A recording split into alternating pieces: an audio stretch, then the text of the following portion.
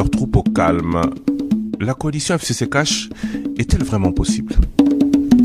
Je vous dirais que la coalition n'est pas seulement possible, elle est la seule chose envisageable dans la situation actuelle. Seule chose envisageable alors que le FCC peut y aller seul, alors qu'aujourd'hui ce sont les anciens opposants qui ne supportent pas les anciens tenants du pouvoir?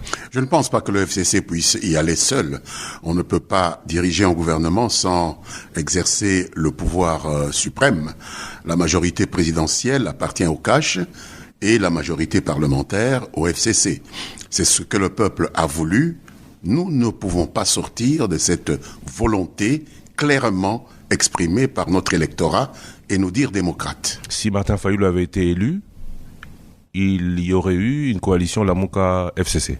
Nous entrons dans le domaine de la divination. Martin Fayulu n'est pas Félix Antoine Tshisekedi. Et donc, je ne sais pas s'il aurait pu avoir l'intelligence qu'a eu Félix Tshisekedi de se joindre avec Joseph Kabila, leader de la majorité, pour constituer cette coalition qui gouverne le pays depuis bientôt un an. Plus d'un an, je dois dire. Si Gabriel Mokia, qui n'a aucun élu à l'Assemblée nationale, avait été élu, cette coalition était indispensable. Les résultats d'élections sont toujours le produit de la volonté du souverain primaire, les électeurs. Et donc, soit vous constatez que ce n'est pas envisageable de mettre cela en pratique et vous repartez aux élections, soit vous estimez qu'il est possible de mettre ensemble les termes de la décision des électeurs. C'est ce qui a été fait par Tshisekedi et Kabila. Le reste, je ne sais pas vous dire si cela aurait marché avec M. Mokia, avec M. Fayulu, mais puisque les deux ont estimé qu'il était possible de s'acoquiner comme le peuple a voulu que cela le soit, je pense que c'est de bonne guerre. Il est possible de s'acoquiner, mais est-ce qu'il est possible de travailler ensemble? Si entre Félix Tshisekedi et Joseph Kabila, le ton ou l'atmosphère semble bonne, est-ce le cas pour leurs deux familles respectives? Nous avons une culture politique qui accorde une place prépondérante au sommet des édifices. Je pense que l'atmosphère entre Joseph Kabila et Félix Antoine Tshisekedi est plus déterminante que le reste. Je pense que si les deux estiment que les choses peuvent aller, notre culture politique est faite de telle sorte que les choses devraient pouvoir aller. On a vanté l'alternance. L'alternance nouvelle n'a pas changé cette culture politique. Bien sûr, on évolue avec son temps. C'est quelque chose de nouveau et vous avez vu avec quelle aisance les deux leaders se sont accommodés de cette évolution. C'est une forme d'intelligence. Eux, oui, mais pas leurs lieutenants, pas les membres de leur coalition. C'est là le problème. Ils les appellent à l'ordre. Est-ce qu'ils seront écoutés? Est-ce que le président Joseph Kabila sera écouté par les membres du FCC, qui sont quand même pour beaucoup déçus? Est-ce que Félix Tshisekedi sera écouté par les membres du Cash, et notamment l'UDPS, qui ne comprennent pas pourquoi les ennemis d'hier sont les alliés d'aujourd'hui?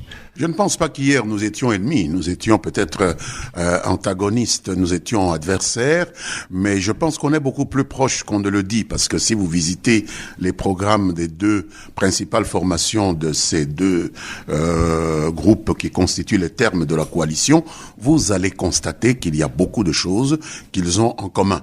Et donc je ne pense pas que c'était des forces qu'on peut considérer comme ennemies.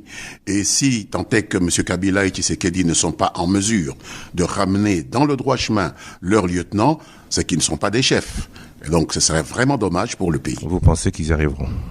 Ils y arriveront, j'en suis certain. Quand on voit la commune de Ngalema, l'UDPS bloquer toute activité, M. Félix Tshisekedi ne semble ne pas avoir mainmise sur ses partisans. Je dois inviter le président de la République à faire en sorte que ses partisans puissent suivre la ligne directrice qu'il a tracée. Il n'est pas encore trop tard. Quand on voit les membres du FCC s'en prendre vertement à ceux du Cash, ils sont envoyés par Joseph Kabila? Vous connaissez Kabila comme moi, je ne pense pas que cela puisse venir de lui. Il y a des sauts d'humeur qui peuvent venir de temps en temps. Je doute fort que cela puisse venir de la tête du FCC. Et tant qu'à faire, il faut considérer que on a mis beaucoup d'eau dans le vin depuis que ces soubresauts ont été constatés ici et là. Quand on parle de saut d'humeur, on parle notamment des crises à l'aéroport international de Kinshasa, où on parle de certains anciens tenants de l'ANR, l'ancien ministre et candidat Ramazani Shadary, un ancien gouverneur interpellé comme jamais auparavant. Vous pensez que ça c'est une crise ou que c'est l'application de l'état de droit? L'état de droit doit s'appliquer dans tous les sens du mot. Lorsque, à l'aéroport, une députée nationale, détentrice d'un passeport diplomatique, Madame Jeannette Kabila, ou le mari d'une députée nationale, c'est le cas de Shadary Ramazani, qui a le droit de détenir un passeport diplomatique, est traité de manière discriminatoire par rapport à d'autres détenteurs de passeports diplomatiques, il y a un problème de dysfonctionnement dans le service qui est chargé de organiser la sortie et l'entrée sur le territoire national. Il n'était plus le ministre de l'Intérieur. Il est le mari d'une députée nationale. Oui, mais il se promenait, comme l'a dit la DGM, avec un passeport où sa qualité n'était plus la sienne au moment où on l'a été. Je me suis renseigné, Christian, c'est faux. Il ne s'est même pas présenté à l'aéroport quand il s'est rendu compte qu'il y avait encore cette mention. Mais je confirme que Shadary Ramazani a le droit d'être détenteur d'un passeport diplomatique au titre de membre de la famille nucléaire d'une députée nationale. Et quand M. Kalev est interpellé, c'est aussi une crise quand on lui demande... Tout dépend de ce qu'est Kalev. Si Kalev a effectivement les fonctions de conseiller principal auprès du Premier ministre, je ne sais pas s'il y a quelque chose qui l'empêche d'exercer cette fonction, et qu'à ce titre il a reçu un passeport diplomatique, je ne vois pas pourquoi est-ce qu'on devrait dramatiser le fait qu'il soit détenteur d'un passeport diplomatique. Et je voudrais signaler qu'il y a des principes qui sont dans notre Constitution, qui reconnaissent la liberté de mouvement à tous les citoyens. Seul un juge peut restreindre cette liberté, et lorsqu'un service se met à prendre la place des instances judiciaires, il y a un problème que le ministère de l'Intérieur et le gouvernement doivent résoudre. Ça, c'est la politisation d'un service public et ce n'est pas correct. Cela existait dans le passé, pas très lointain. Eh bien, c'était des fautes qui étaient commises. Je ne dis pas que nous vivions dans un paradis. Mais aujourd'hui, ces fautes doivent être réparées. Il faut les réparer, il fallait les réparer déjà à l'époque, et ce n'est pas parce qu'une faute a été commise hier qu'il faut persévérer, vous savez. Aujourd'hui, dernière question sur ce sujet, M. Kalev est conseiller du Premier ministre? Je ne le sais pas, je dis si il est conseiller. Je ne suis pas le Premier ministre, donc je n'ai pas le contrôle de la liste des conseillers du Premier ministre. Et je n'ai pas vu un communiqué du cabinet du Premier ministre indiquant que M. Kalev n'est pas conseiller du Premier ministre. En tout cas, récemment, il a signé une mise à disposition. Le nom de M. Kalev n'apparaît pas. Eh bien, que ceux qui doivent s'occuper de ces questions-là le fassent, mais nous n'allons pas discuter sur des cas individuels. Je vous donne simplement des problèmes et je voudrais relier ces problèmes avec la législation qui est en vigueur dans notre pays. Alors, les présidents Tshisekedi et Kabila appellent leurs troupes au calme. Ça se gère comment? Hier, l'AMP puis le FCC étaient sous le règne, on va dire, du chef Joseph Kabila, le Raïs. Aujourd'hui, c'est Tshisekedi le président, Kabila le chef de la majorité parlementaire. Comment ça devrait se gérer, selon vous, pour que, idéalement, il n'y ait plus jamais de crise? Dire qu'il n'y aura jamais de crise, c'est un peu entrer dans le domaine du rêve. Il y aura toujours des crises, encore faut-il qu'on se détermine à gérer ces crises conformément aux lois de la République, conformément à la convivialité qui doit exister entre des groupes politiques qui ont décidé de gouverner ensemble. Il y a une solidarité qui doit exister, il y a un respect mutuel que l'on se doit les uns aux autres. Voilà tout. Mais il y a aussi d'un côté des faucons et des colombes, et de l'autre côté des faucons et des colombes. Est-ce qu'il vaudrait pas mieux pour les uns et les autres identifier qui sont faucons, qui sont colombes, et faire en sorte que les faucons aient moins voix au chapitre que les colombes? Il est évident qu'on ne peut pas gouverner aux extrêmes, que ce soit un État, que ce soit un groupe politique, gouverner aux extrêmes, c'est s'exposer au risque de plonger au fond de je ne sais quel inconnu. Donc il faut toujours savoir raison garder. Voilà ce qu'on peut dire. Est-ce que des deux côtés, ils peuvent, je parle des leaders, maîtriser ces faucons? Ils ont cette capacité-là parce que ce n'est pas par hasard qu'ils sont arrivés là où ils sont arrivés. L'un au pouvoir, un pouvoir qu'il a su garder pendant 18 ans en travaillant avec toutes sortes de groupes politiques qui n'étaient pas nécessairement de son obédience, l'autre à la tête d'un parti qui a 37 ans d'expérience. Et donc, il faut puiser dans cette expérience-là la sagesse et le savoir-faire pour mener ce bateau. C'est un esquif très frêle dans un monde qui est aujourd'hui un monde très compétitif. Si nous commettons des erreurs, ces erreurs vont nous rattraper et personne ne nous donnera l'occasion de pouvoir revenir sur un équilibre acceptable par notre peuple. Le président Kabila a dit aux membres du FCC, vous êtes à la disposition de travailler avec le président Félix Tshisekedi, c'est lui le président de la République. Comment est-ce que vous expliquez qu'ils doivent encore intervenir justement pour ce genre de dissension? Mais ils sont tous à disposition ou ils sont tous au service de la nation? Mais c'est important que la nation étant incarnée par la première institution qu'est le président de la République, que le chef de la majorité donne des conseils à ceux qui ont été désignés pour travailler dans une instance comme le gouvernement, au contact avec la première institution qu'est le président de la République, de faire tout pour ne pas faire chavirer le navire. Il est important qu'il le rappelle systématiquement. Est-ce que c'était le cas hier? Le président de la République est connu. Certains subodorent même que le vrai président ne serait pas celui qui est au palais de la nation. Est-ce qu'il revient régulièrement au président honoraire de rappeler cela? Vous savez que les principes doivent toujours être rappelés. Vous avez dit vous-même qu'il y a dans chaque maison des colombes, il y a dans chaque maison des faucons. Il faut de temps en temps rappeler les uns et les autres à raison garder, comme j'ai dit. Ce n'est pas une mauvaise chose. Ou diminuer l'influence des faucons. Ça appartient à ceux qui ont le leadership de le faire. Vous êtes faucon, colombe? Moi, je suis un homme discipliné et je suis les mots d'ordre de notre famille politique. Et les mots d'ordre qui vous ont valu hier d'être sanctionné, aujourd'hui d'être enlevé de cette liste? Je me demande bien pourquoi j'ai été sanctionné et je me demande bien pourquoi j'ai été enlevé de cette liste. Cela s'appelle en français l'arbitraire. Et je déteste l'arbitraire plus que tout au monde. Aujourd'hui, vous avez l'impression que ces sanctions ne visaient qu'à vous empêcher de parler? Ces sanctions ne visaient qu'à essayer d'influencer les politiques publiques d'un pays indépendant par des pays étrangers en violation du principe de l'égalité souveraine entre États pour servir les intérêts d'autres États. Et je m'oppose et je m'opposerai toujours à cette façon de faire de certains pays de l'hémisphère nord. Peut-être aussi parce que l'arbitraire que vous condamnez aujourd'hui dans le chef des tenants actuels du pouvoir Non, c'est pas les tenants actuels. Ce n'est pas les tenants actuels du pouvoir qui sont à l'origine de l'arbitraire qui nous a été imposé pour être sanctionné. Non, je parle de...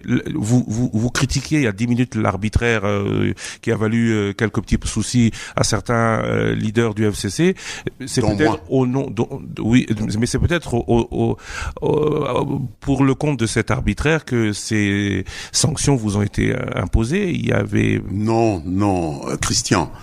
S'il y a eu effectivement des cas de débordement ou quoi, je pense que il y a la loi de chaque pays qui prévoit comment gérer ces cas-là, et au-dessus de tous les États, il y a ce qu'on appelle les Nations Unies, le droit international. Il y a le Conseil de sécurité des Nations Unies. Nous n'avons été l'objet d'aucune sanction de la part du Conseil de sécurité des Nations Unies. C'est des États, notamment les États-Unis, c'est un groupe d'États auxquels nous n'appartenons pas, l'Union européenne, qui ont voulu défendre leurs intérêts en nous faisant taire pour faire pression sur notre chef qui était Joseph Kabila. Et je ne voudrais pas que les Congolais trouvent cela normal. Ce n'est pas normal qu'un État étranger puisse s'arroger le droit de sanctionner des dirigeants d'un autre État en dehors du système des Nations Unies. C'est tout ce que je dis. Aujourd'hui, qu'il y a eu élection, que la tension est un peu retombée. Allez, entre nous, Est-ce que vous ne pensez pas que s'il n'y avait pas eu ces sanctions, il n'y aurait pas eu élection? C'est tout à fait ridicule. Parce que les élections ont eu lieu au moment où ces sanctions avaient déjà été prises. Et ensuite, tout le monde sait pourquoi ces élections n'avaient pas eu lieu. Ces élections ont eu lieu et elles ont démontré que ce que on prétendait pouvoir empêcher par ces sanctions ne s'est pas produit. En tout cas, ce n'est pas un problème pour moi que des sanctions soient prises par ceux qui ont qualité de les prendre. C'est qu'elles ont été prises de la manière la plus arbitraire qui soit et on ne peut pas l'accepter, ni pour moi, ni pour les 12 compatriotes qui restent encore sous sanctions. Aujourd'hui, vous retournez en Europe depuis la levée des sanctions? Si je veux rentrer, je vais y rentrer. Vous y êtes allé déjà? Non, je n'y suis pas encore allé. Ce n'est pas sincèrement quelque chose qui m'intéresse beaucoup, mais peut-être qu'un jour j'irai. J'ai mes enfants là-bas, j'irai certainement les voir. Mais je continue à me battre pour que ce principe-là ne puisse plus exister, puisque c'est un peu du néocolonialisme. Qu'est-ce que cela vous fait de voir l'UDPS reprendre à son compte les propos de guerre asymétrique à l'Est, de changement de constitution, de crise économique, d'entendre parler de détournement dans les 100 jours, vous qui étiez la cible de tous les colibés hier de la part de ce même parti? Je me dis simplement que le fait d'arriver au pouvoir, et je pense que le président Tshisekedi a pu le dire un jour, concernant l'image qu'on avait de certains de nos officiers par rapport à leur utilité ou non à notre sécurité, qu'il y a beaucoup de choses que l'on peut juger avec le biais de l'éloignement, de manière tout à fait pas tellement documentée, et lorsqu'on entre dans la marmite, pour ainsi dire, de la gestion, on se rend compte que on a été souvent à côté de la plaque. Et il vaut mieux prendre conscience de la réalité de ces choses-là. Il vaut mieux tard que jamais, comme on le dit. À côté de la plaque hier, mais aujourd'hui, on parle de 100 jours, on parle de indélicatesse. Ça, c'était pas hier, ça c'est aujourd'hui, une fois arrivé au pouvoir. Qu'est-ce que cela vous fait d'entendre ce genre de... Je me dis simplement que dans notre pays, il faut absolument que les lois puissent s'appliquer avec la même rigueur. Il faut que l'opinion publique puisse effectivement jouer son rôle. Nous avons eu l'avantage de pouvoir commencer un processus de démocratisation. Je constate simplement que ce sont les conséquences d'une démocratisation qui libère la parole, qui libère les esprits et qui fait que les gens deviennent de plus en plus exigeants avec ceux qui ont la charge de la gestion publique. Une libération de parole, peut-être d'hommes, changement, alternance, mais pas forcément changement dans certaines pratiques. Oui, les pratiques doivent impérativement changer, mais cela commence nécessairement par la prise de conscience de ce qui ne va pas. Et si nous partageons, nous tous, qu'il y a un certain nombre de pratiques qui doivent être revues, je pense que c'est le début du changement que notre peuple souhaite et qui est dans le sens de l'intérêt général des Congolais. Je vais encore vous poser une question sur l'UDPS, c'est pas pour vous donner la possibilité de taper sur vos alliés d'aujourd'hui. Qu'est-ce que cela vous fait de voir les militants de l'UDPS toujours agir en parti de l'opposition? C'est un parti de masse, j'ai entendu cette explication, mais je pense qu'un parti de masse ne veut pas dire un parti qui doit absolument fonctionner dans l'anarchie. Même les masses ont toujours un mouvement directif. Il y a toujours quelque chose qui indique aux masses vers où il faut aller. J'invite sincèrement la haute direction de ce parti à pouvoir canaliser ce bouillonnement de dynamisme que l'on constate dans certaines bases de ce parti. Moi-même, je suis à la tête d'un parti. Il faut souvent agir avec suffisamment de vision, ramener les gens à la vision. Je pense que c'est ça qui est essentiel. Au regard de ce qu'il faisait déjà hier quand c'était face au FCC ou face à l'AMP, vous comprenez pas leur déception de ne pas voir les vrais changements? Je comprends que beaucoup d'entre eux estiment que les choses vont plus lentement qu'ils n'auraient espéré. Mais il est important aussi de leur faire comprendre que le développement ou l'émergence d'un pays n'est pas une génération spontanée, qui doit venir d'un clin d'œil, que cela nécessite du temps et de la discipline. Je pense que cela est important, et l'exemple que vous avez soulevé de la maison communale de Ngaliema est un mauvais exemple. Il faut absolument qu'on mette fin à de telles pratiques. Monsieur Lambert-Mende, votre sortie devait se dérouler au Sankourou. Elle a été malheureuse, mais l'avenir du gouverneur n'a pas été plus heureux. Une réaction ? Oui, c'est une page que j'ai tournée. Je constate aujourd'hui, après avoir examiné les événements qui se sont déroulés depuis lors, que j'ai commis l'erreur de ne pas bien apprécier l'aréopage, vous savez, de ces électeurs, ces grands électeurs, les électeurs indirects, ils sont 25 en tout. Il n'y en avait que 7 qui ont suivi la vision de notre famille politique, parce qu'il n'y en avait pas un au moment où nous allions pour chercher les suffrages qui venaient de l'opposition, et j'ai mal peut-être jugé leur adhésion à des idées, à la vision qui est la nôtre. C'est l'erreur que j'ai commise et que je ne recommettrai certainement pas, même si aujourd'hui ils ont compris qu'ils avaient fait le mauvais choix. Je ne rentrerai plus jamais tant que c'est cet aréopage-là qui est à la manœuvre, parce qu'ils sont toujours là. C'est eux qui devront choisir un autre gouverneur, même si aujourd'hui ils veulent faire partir celui qu'ils m'ont préféré. Aujourd'hui, que pensez-vous du fait qu'on ait élu un Congolais d'origine de nationalité étrangère ? D'abord, j'ai gros sur le cœur par rapport au dysfonctionnement de notre justice, notamment le Conseil d'État, qui a posé là un acte de déni de droit. J'accuse le Conseil d'État d'avoir posé un acte honteux, une forfaiture face à nos propres lois et de manière tout à fait délibérée.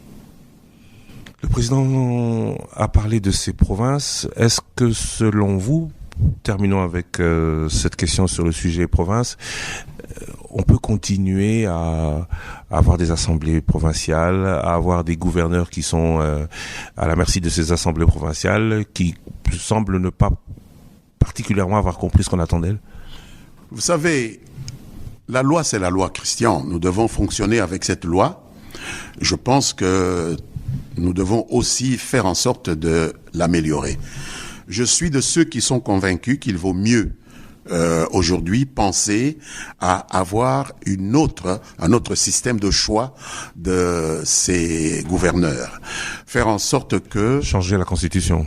Oui, modifier notamment la loi électorale, la Constitution, en ce qui concerne le choix des autorités provinciales. Faire en sorte que il passe par le suffrage universel direct. Il y a moins de corruption parce que la corruption est immonde. C'est sincèrement le mal qui va nous empêcher d'émerger. Changement de constitution, le président en parle. Changement de constitution pour une élection présidentielle à 2 tours.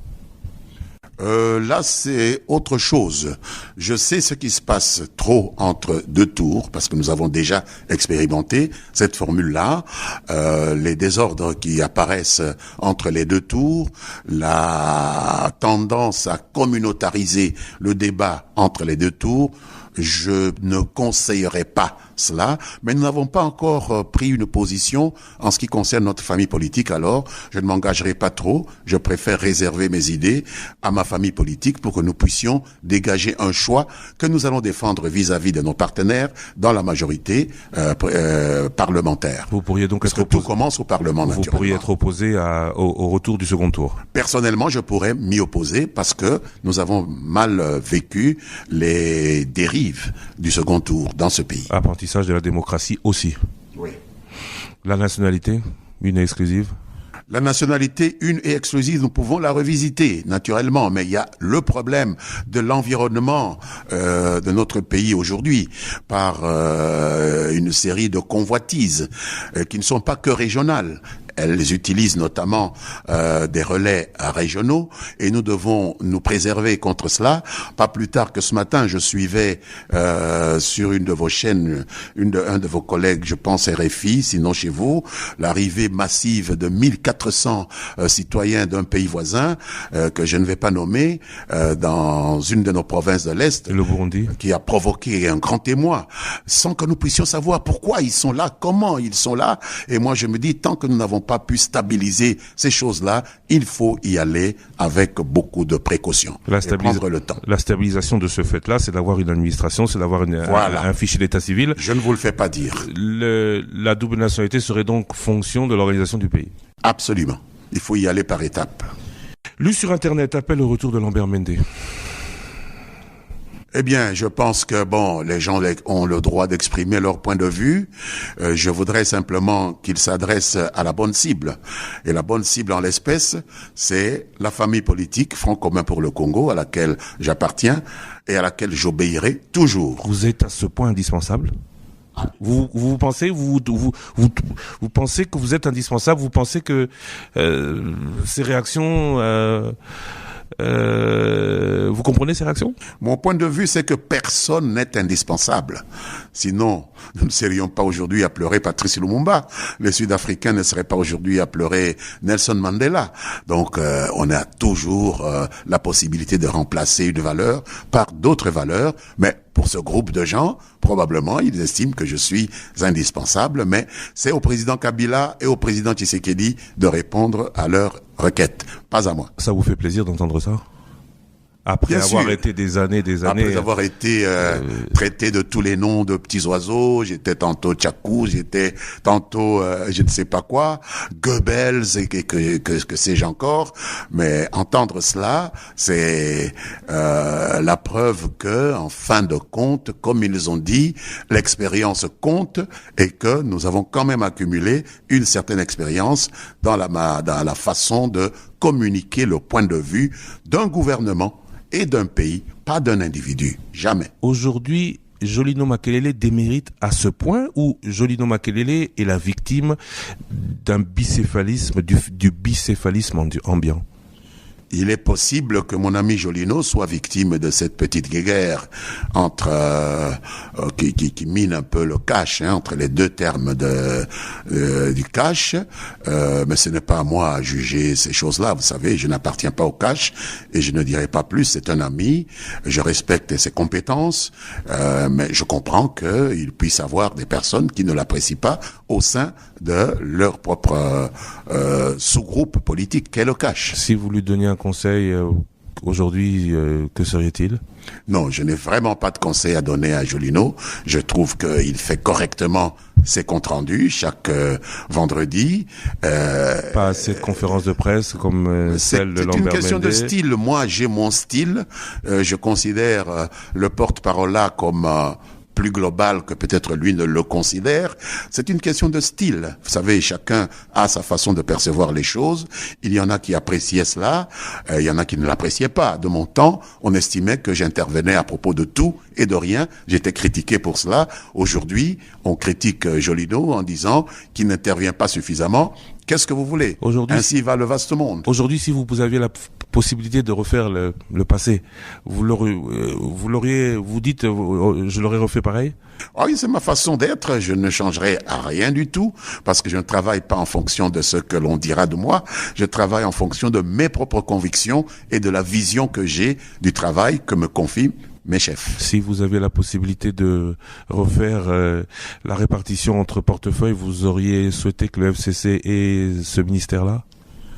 Sincèrement, je vous dirais non en ce qui me concerne, parce que j'ai reçu trop de coups et il m'a fallu faire appel à beaucoup de courage pour résister à ces coups qui m'ont été portés, parce que j'ai été à un moment donné assimilé, mais à tout un régime dont je n'étais même pas le chef. Même les sanctions dont vous avez parlé, il a fallu plus de 2 ans pour que l'on se rende compte que je n'étais qu'un porte-parole et qu'on ne devait pas me sanctionner pour avoir été le porte-parole d'un régime. C'est une situation extrêmement inconfortable, je le comprends. Aujourd'hui, vous dites non. Je ne dis pas non. puisque je n'ai pas peur de recevoir des coups.